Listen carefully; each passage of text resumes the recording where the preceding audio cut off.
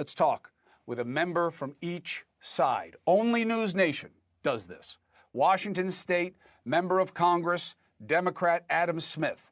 Florida, Member of Congress, Republican Mike Haridopolos. It's good to have you both.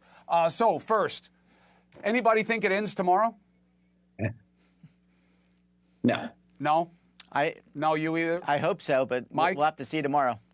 I'm here. Adam, first of all, any questions with my analysis?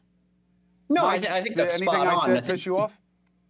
It points up one big point, and that is how President Trump is running this government in an unprecedented partisan consolidation of power way. And that's one of the big issues for us in terms of opening up the government. So we vote to continue funding the government. Trump ignores it. I mean, he was cutting programs and firing people that had been appropriated by Congress long before this government shutdown in violation of the law. So why would we vote for another budget so he can just ignore whatever we vote for? So it's one of the big issues. Because it's your job. Why the shutdowns happen. Because it's your job, Adam. Your job is to pass budgets. No. It is not my job to vote to allow Donald Trump to continue to abuse his power in the way he runs the federal government. That is not my job. I don't have to vote yes on something. I get to choose whether a yes or a no vote is in the best interest of my constituents. That's my job. Yes. However, are you suggesting that your job is to not act?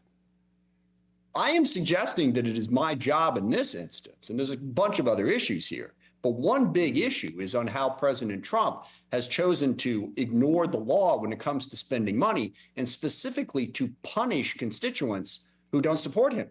Forget whether or not it's a policy issue. He's making it very clear. He is going to use his power as president to leverage your vote and not pay attention to the appropriations bills that are passed. He's done it over and over and over again.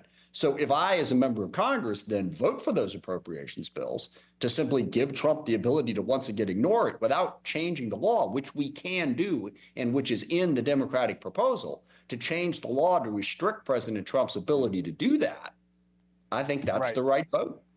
And I stand by Mike, that. I know, Mike, a little bit of it is whataboutism, but if you change the R and the Ds and they put out on government websites and they put out as the default email signature, Republicans suck. That's why this is happening right now.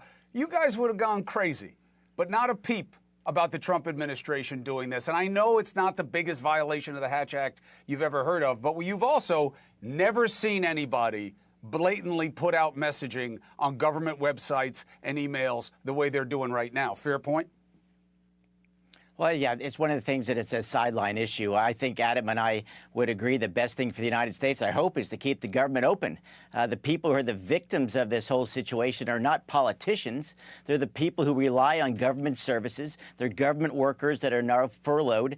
And as you know, we talked about it last week, Chris. We in the House of Representatives, we passed the budget. We sent it over to the Senate. And given the history of Chuck Schumer, who said that shutting down the government is idiocy, he's the only one at this point really shutting down the government.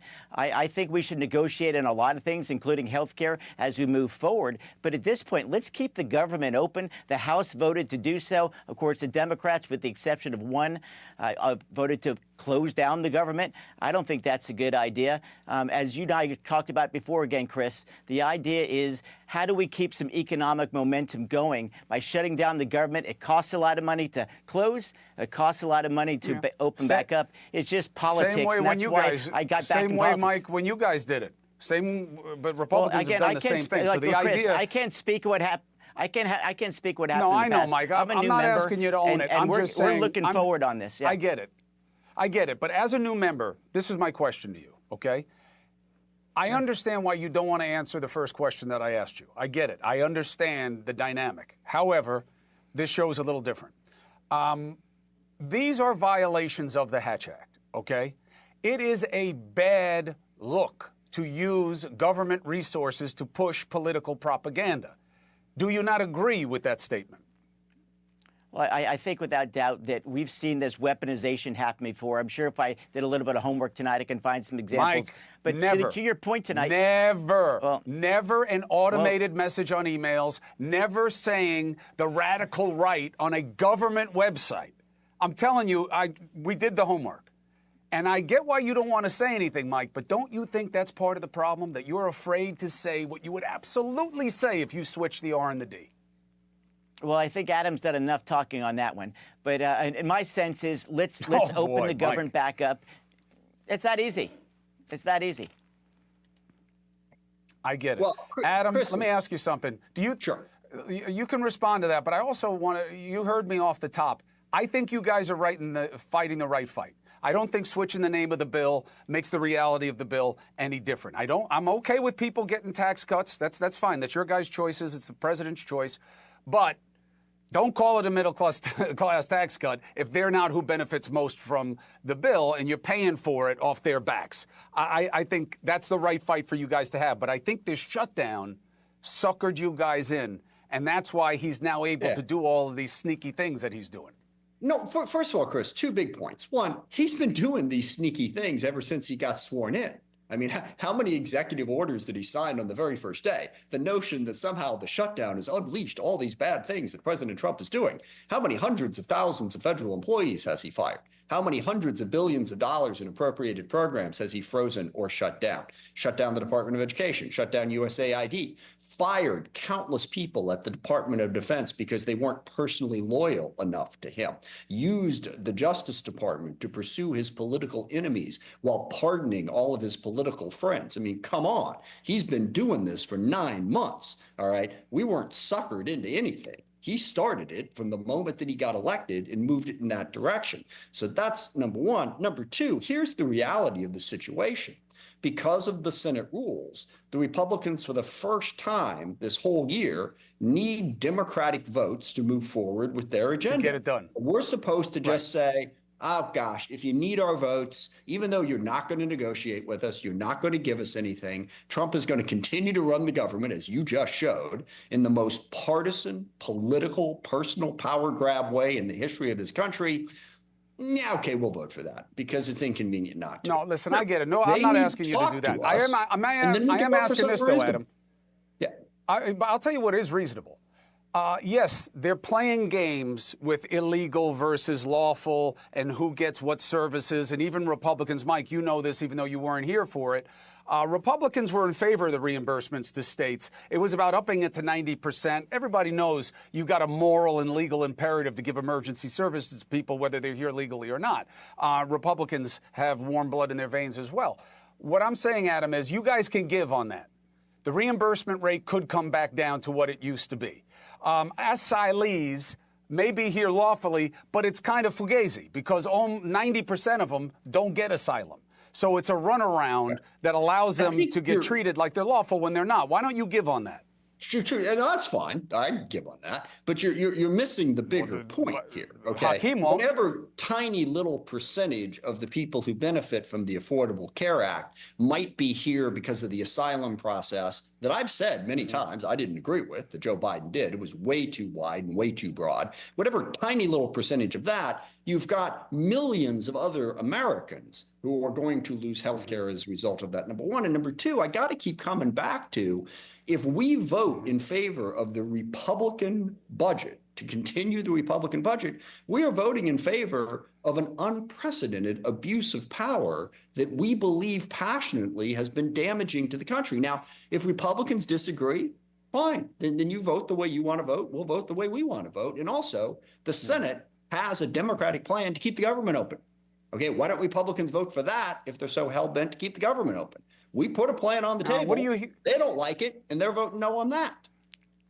What do you hear, Mike, about what's happening in the Senate? I know you guys are both in the House, and I respect that. But, Mike, you can respond to it. But do you think that there's any room for movement anytime soon from what you hear about your colleagues on the Senate side?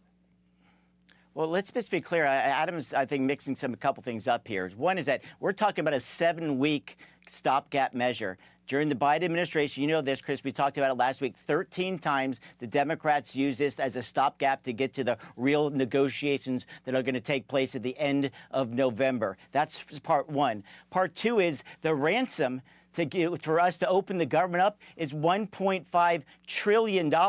That's the amount of money that they want to put in spending for us to open up the government. Actually so not accurate. don't act like it's some $300 billion, but yes. Adam, I let you talk. You need to let me talk.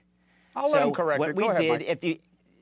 So with that in mind, you're talking about going back and spending money on USAID, and we all heard about that stuff. We talked about NPR and those PBS programs. We decided to cut those. And the other programs were just the idea where we voted on them. That wasn't Trump acting unilaterally. We rescinded $9 billion. And all we're asking them to do is to go back to the March agreement that we made with Chuck Schumer. And for the next 7 weeks, we'll have the government open. And then the debate that Adam and I are going to have long term is, what about those health care programs? That's the debate that really matters. And that's what we should have in November instead of penalizing federal workers and shutting down the government as we are right now. I got to tell you something, Adam. I want you to respond to that, and this isn't relevant to you guys. I'm going to give you the last word, Adam, and I appreciate you both. I hope Chuck knows what he's doing, Schumer. You know, I grew up with him, you know, as a member of the House and Senate. You know, he's New York. But this, I believe, is the open door for AOC to run for his seat, because he owns this in a bad way right now. I know that's not about you guys, but I know. What is your real dollar amount if it's not $1.7 trillion?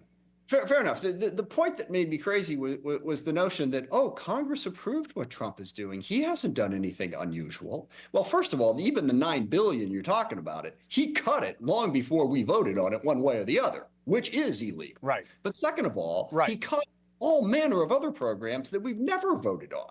He cut transportation programs. He cut energy programs. He cut hundreds of thousands of jobs. He got rid of the Department of Education. He has violated what we used to think of as the law constantly. And that's the opportunity we have in front of us. Okay, we can keep it going for 7 weeks. And then what? All right?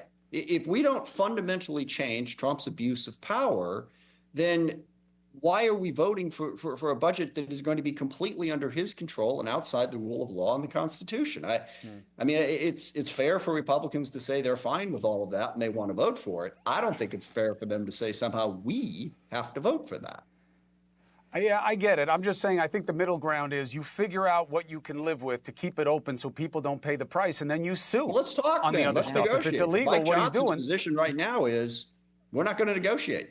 You know, you vote for this, or we're just going to. It's going to happen. It's going to start on the Senate side, and then it's going to go to reconciliation again for you guys. But look, this has been very helpful to my audience. There's a lot of critical thinkers, and I appreciate it. Adam Smith, I appreciate you. I thought you were having a seizure there for a second with the hands. I was ready. I'm training as a first responder. I'm an to emotive help you out. person. I respond. I like it. I like it. You must have some Italian blood in there somewhere. Somewhere there's an Italian in you somewhere, Adam Smith.